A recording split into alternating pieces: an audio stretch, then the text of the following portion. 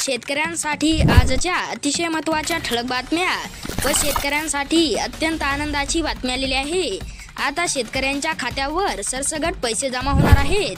तरी शेतकरी मित्रांनो, सविस्तर माहिती जाणून घेण्याकरिता व्हिडिओला शेवटपर्यंत पहा व चॅनलवर नवीन असाल तर खाली दिसत असलेल्या पांढऱ्या किंवा काळ्या कलरच्या सबस्क्राइब बटनवरती क्लिक करून या चॅनलला नक्की सबस्क्राइब करा। शेतकऱ्यांसाठी पहिलीच दिलासा देणारी बातमी, अनुदानाचे 4200 कोटी रुपये होणार वितरित। मागील वर्षी सोयाबीनचे भाव पडल्यामुळे शेतकऱ्यांना आर्थिक नुकसान सहन करावे लागले होते। मात्र त्याही परिस्थितीत कृषी मंत्री धनंजय मुंडे यांनी सातत्याने पाठपुरावा करून राज्य शासनाच्या वतीने सोयाबीन व कापूस उत्पादक शेतकऱ्यांना प्रति हेक्टरी 5000 रुपये आर्थिक मदत देण्याचा निर्णय घेतला। यासाठी राज्य सरकारने 4200 कोटी रुपये अनुदान उपलब्ध करून दिले असून येत्या 2-3 दिवसात या अनुदानाचे थेट वितरण शेतकऱ्यांच्या खात्यावरती करण्यात येणार आहे। अखेर राज्य सरकारकडून नुकसानग्रस्त शेतकऱ्यांसाठी निधी वितरणास मंजुरी। आता जर पाहायला गेलं तर राज्य सरकारकडून शेतकऱ्यांना मदत देण्यासाठी निधी वितरणास मंजुरी देण्यात आली आहे व शेतकऱ्यांना जिरायत पिकाच्या नुकसानीसाठी 13600 रुपये प्रति हेक्टरी 3 हेक्टरच्या मर्यादेत मदत दिली जाणार आहे व बागायत पिकाच्या नुकसानीसाठी 27000 रुपये प्रति हेक्टरी 3 हेक्टरच्या मर्यादेत दिले जाणार आहेत व बहुवार्षिक पिकाच्या नुकसानीसाठी प्रति हेक्टरी 36000 रुपये 3 हेक्टरच्या मर्यादेत दिले जाणार आहेत। सोयाबीनला 9000 रुपये भाव द्या, स्वाभिमानी शेतकरी संघटनेचा मोर्चा। अनोखे आंदोलन, गळ्यात दोरखंड बांधून वेधले सर्वांचे लक्ष। एकंदरीत जर पाहायला गेलं तर सोयाबीनला प्रति क्विंटल 9000 रुपये तर कापसाला किमान 12500 रुपये भाव देण्यात यावा।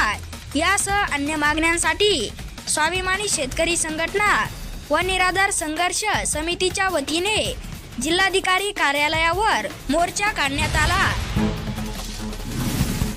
ई पीक पाहणीसाठी 15 सप्टेंबर शेवटची डेडलाईन। आता जर पाहायला गेलं तर शेतकऱ्यांना ई पीक पाहणी करण्यासाठी 15 सप्टेंबर पर्यंत वेळ आहे। त्यामुळे ई पीक पाहणी केली नसेल तर ई पीक पाहणी तत्काळ करून घ्यावी। सततच्या पावसामुळे कपाशी पिकावर मोठे संकट, शेतकरी चिंतेत। कपाशीची वाढ खुंटली, खरीपातील पिकांच्या उत्पादनात घट होण्याची शेतकऱ्यांना भीती। नाफेडच्या विक्रीमुळे कांदा दरात घसरण।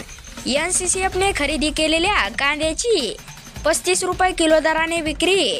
राष्ट्रीय सहकारी ग्राहक संघटना आणि राष्ट्रीय कृषी सहकारी विपणन संघाने खरेदी केलेल्या कांद्याची 35 रुपये किलो दराने बाजारात विक्री सुरू केल्यामुळे नाशिकमध्ये कांद्याचे दर प्रति क्विंटल 250 ते 400 रुपयाने घटले आहेत। 26 जिल्ह्यातील शेतकऱ्यांना मिळणार अतिवृष्टीची भरपाई। आता जर पाहायला गेलं तर कोल्हापूर, सांगली, छत्रपती संभाजीनगर, जालना, परभणी, बीड, धाराशिव, नांदेड, हिंगोली, लातूर, विदर्भातील अमरावती, नागपूर, भंडारा, गोंदिया, चंद्रपूर, गडचिरोली, अकोला, यवतमाळ, बुलढाणा, वाशिम, वर्धा, कोकणातील ठाणे, पालघर, रत्नागिरी, रायगड आणि सिंधुदुर्ग या सर्व 26 जिल्ह्यातील शेतकऱ्यांना आता लवकरच नुकसान भरपाई मिळणार आहे।